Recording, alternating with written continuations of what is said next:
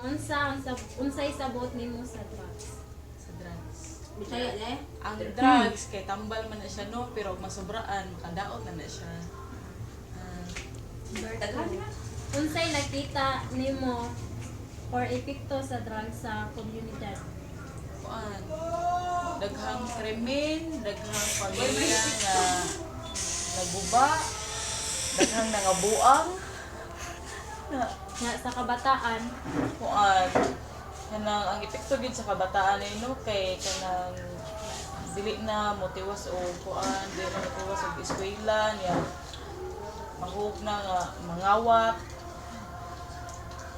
ikatulo kay unsay ilang nakita sa reaksyon sa barangay official o government para mahunong ang drugs? Unsay himo.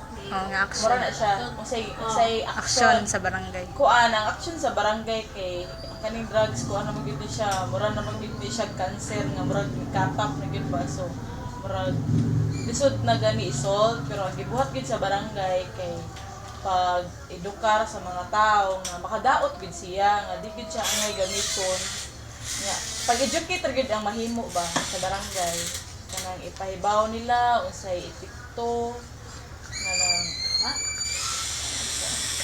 Ikaapat, Ikaw na sa- ba kay gihimo na mahunong ang drugs? sa ako lang Ako na sa digit eh. sa ako alang kanang kuan pag usasad ko sa mopahibaw sa mga tao nga daghan siya kanang epekto nga makadaot tapos kahibaw sila ba nga aware sila nga dili na sila angay mo gamit So last, last sa para nimo unsay imong ikahatag para mahunong ang drugs or i-contribute? dili mo gamit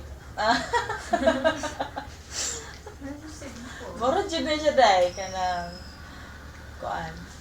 Dili mo gamit niya mutabang o kuan. Mutabang og bantay sa kuan ba nga i-educar ang mga bata. Ang mga bata jud may importanteng bantayan. Kay kani madagko lisod naman ni sila.